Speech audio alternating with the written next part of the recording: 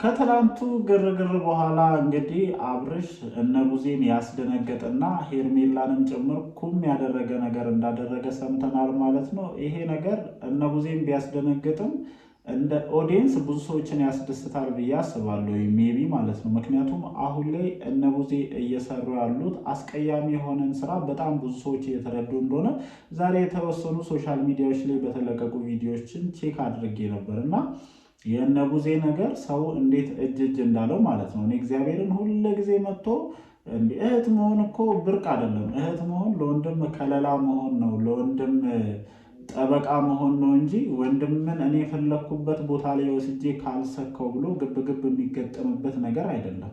እኔ እህቱ ነኝ እህቱ ናት ምናምን እያስባላችሁ ዳኒን ጭምር የምታደርጉት ነገር አሁን በህዝቡ ዘንድ ራሱ ምን ያክል ነጥብ እንዳስጣላችሁና ጭንብላችሁን እንዳወለቀ የተረዳችሁ ይመስለኛል። ትላንትና አብርሽ ጠፍቶ ነበር አይደለ? የጠፋ ሰው ሲገኝ እግዚአብሔር ይመስገን ወንድማችንን አገኘን ብላችሁ እንደመደሰትና ሄዶ እሱን እንደማቀፍ በር ከፍቶ እኮ ነው የወጣው። እግዚአብሔርን እኔ አፈርኩኝ፣ ተሸማቀኩኝ እኔ ማለት ነው። እናንተ ትልቅ ሰዎች ናቸው፣ አስባችሁታል? በሩ ወንድማችሁ እኮ ነው አሞታል ብሏችሁ የምታስቡት ራሱን አይደለም፣ ራሱን እየተቆጣጠረ አይደለም፣ ሰው ነው የሚመራው የምትሉት ወንድማችሁ ነው። እንግዲህ ሌሊት ላይ በር ከፍቶ የጠፋ አይደለ? እሱን ስታገኙት እንደመደሰት ጭራሽ እናንተ ሌላ አተካራ ውስጥ ገብታችኋል። ለማንኛውም ይሄንን ተንኮላችሁን ይሄንን ሀሳባችሁን ሙሉ በሙሉ ፉርሽ ያደረገ ነገር አብርሽ ዛሬ እንደተናገረ ሰምቻለሁ። ቀጥታ ወደ ገደለው ስገባ አብርሃም ከሩታና ከልጁ ጋር ከሀገር መውጣት እንደሚፈልግ አስረግጦ ነግሯቸዋል። ከዚህ በፊት የተጀመረ ፕሮሰስ ነበረ፣ ያ ፕሮሰስ እንዲቀጥልም ጭምር ሩታና ኤፍሬምን እንደጠየቃቸው ሰምቻለሁ። እነሱም በዚህ ጉዳይ ደስተኛ ሆኖ ፕሮሰሱን እንደሚጀምሩለት እንደነገሩት ሰምቻለሁ። ምን ያክል ይሄ ዜና ቡዜንና ሄርሜላን ሊያስደነግጥ እንደሚችል አስባችሁታል? ለማንኛውም ይሄንን ጨምሮ ሌሎች ጉዳዮች ላይም ሀሳባችንን እየሰጠን ጥሩ ቆይታ እናደርጋለን ማለት ነው። ሰላም፣ እንዴት ናችሁ የእኛ ቤተሰቦች? ደህና ናችሁ ወይ? አለን፣ እግዚአብሔር የተመሰገነ ይሁን። ሚስቴን እያስወራኋት አይደለም። እስኪ ምን ትያለሽ? ብዙ ነገር ልትል እንደሆነ እንዲያስተውቅባታል ታውቃላችሁ። እንዲ አይቻት ተረዳሁኝ። እስኪ ሂጂባቸው ወስኛለሁ እኔ ዛሬ እነ ቡዜን ለመናገር ወስኜ ነው የመጣሁት። በቃ ቡዜና ዴቭን ደስ ነው ያለኝ። ብዙ ሰው እኔ የኔን ሀሳብ የተረዳ ነው የመሰለኝ ታውቂያለሽ። ደስ ብሎኛል። ብዙ ሰው የእነዚህ ሰዎች ጭንብል ወልቆ እኔ በጣም አብርሃምን ወደ ሄርሜላ ለመውሰድና የሄርሜላ ለማድረግ ጥረት ስታደርግ ስለማይ ነው። ይሄ ደግሞ ከእሷ ስለማይጠበቅ እንጂ የግል ጥላቻ ኖሮኝ አይደለም። በዚህ አጋጣሚ ፋሚሊ ማለት ነው እና ወስኛለሁ ዛሬ። አንቺ አልወሰንሽም? እርግጣቸው ሂጂባቸው እስኪ ፈቅጄልሻለሁ።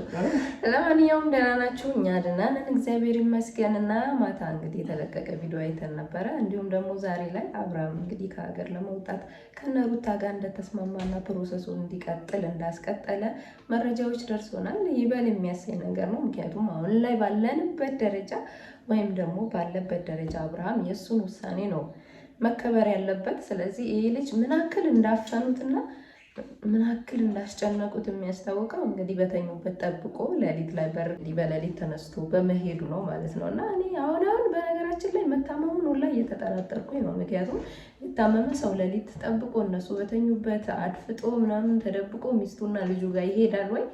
እኔ አላውቅም። ብቻ እውነቴ ነው የምልህና በጣም እየተጠራጠርኩኝ ነው። ሆኖም ግን ታሞም ከሆነ እግዚአብሔር ይማረው እና አሁንም ደግሞ ማለት ነው እነ ቡዜ ምናምን ለምን በቃ ተውት፣ ልጁን እግዚአብሔርን ተውት። በቃ ከሩታ ጋር እንደፈለገ ይሁን። ልጅ የሆነ የያዙበት ነገር አለ እንዴ? እሱ ራሱ እርግጥ ብሎ እኔ እሱ ላይ ሳይሆን የተያዘው እኔ ሄርሜላ እናንተ ላይ የያዘችባችሁ ነገር ታስፈራራችኋለች። ምክንያቱም የወንድማችሁ ደስታ የወንድማችሁ ፍላጎት ነው እንጂ መቅደም ያለበት የሄርሜላ ደስታና ፍላጎት አይመስለኝም። ደግሞ እያንጠለጠላችኋት ስትዞሩ ራሱ ምን ያክል ከእሷ ጋር ያላችሁን በደንብ ያሳብቅባችኋል። ለዛም ነው ብዙ ሰው የእናንተ ነገር እጅ እያለው የመጣው ማለት ነው። ከዛ ውጭ ያነሳችሁን ሀሳብ በነገራችን ላይ እኔም እደግፈዋለሁ። አንደኛ ይሄንን ነገር የምልበት ትልቁ ሪዝን ምንድን ነው?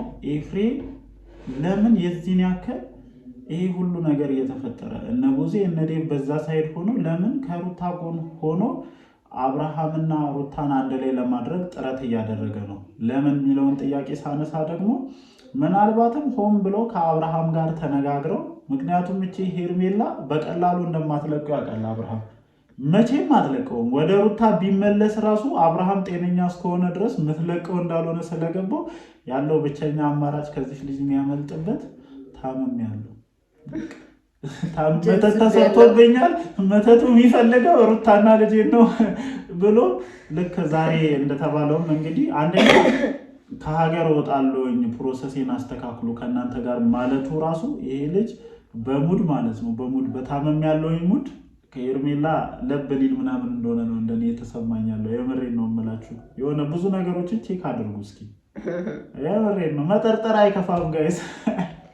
ሄርሜላ ይህ ቀን እንዳይመጣ ነበረ ከዛ በፊት እኛ ስንቆጣሽ፣ ስንሰድብሽ፣ ታይ ስንልሽ የነበረው ይህ ቀን መጥቶ እንዳትጎጂ ነበረና እኔ አሁን በአንቺ ጉዳት እኔ ምንም መስሎ አይታየኝም። ይቅርታ አድርጎልኝና በሄርሜላ ጉዳት ምንም መስሎ አይታየኝም። ምክንያቱም በዚህ ልክ ርቃ መሄድ አልነበረባትም። ባለትዳር ነው፣ የልጅ አባት ነው፣ የሩታ ባል ነው ወዘተረፈና ያ ሁሉ ሰው ታይ ሲላት ተለጥፋ ዛሬ ላይ የአብርሃም ምርጫ ሩታና ሩታ ስትሆን ሄርሜላ ምን ይወጣታል?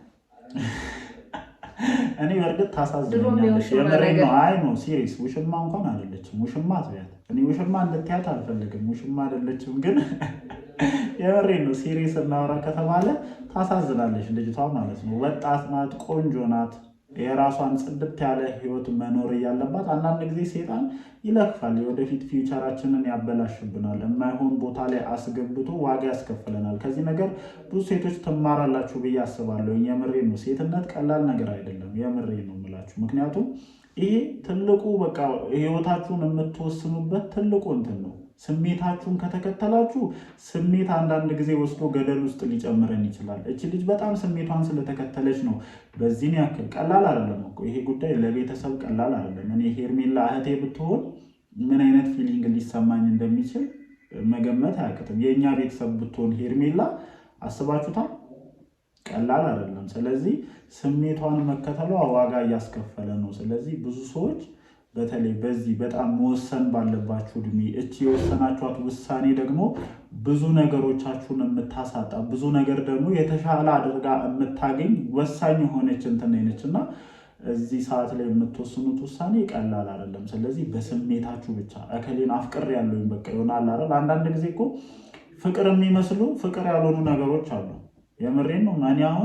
እኔ አሁን የምሬን ነው የምላችሁ። እቺን ሚስቴን ከማግባቴ በፊት ሁሉም ፍቅር ነበር የሚመስለኝ፣ ግን ትክክለኛው ፍቅር እሷ ነች።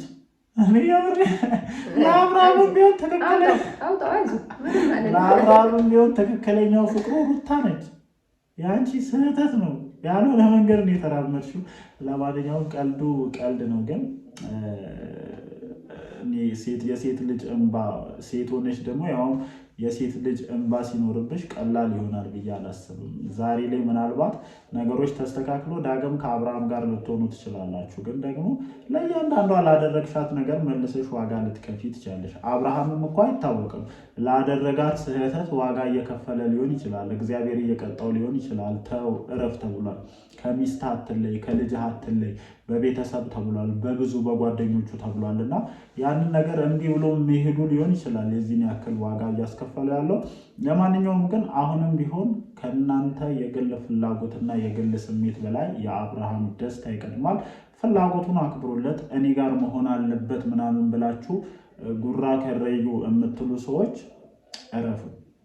እረፉ። ይሄ የመጨረሻ ማስጠንቀቂያ ነው። በቃ ወስኛለሁ፣ ሄድባቸዋል።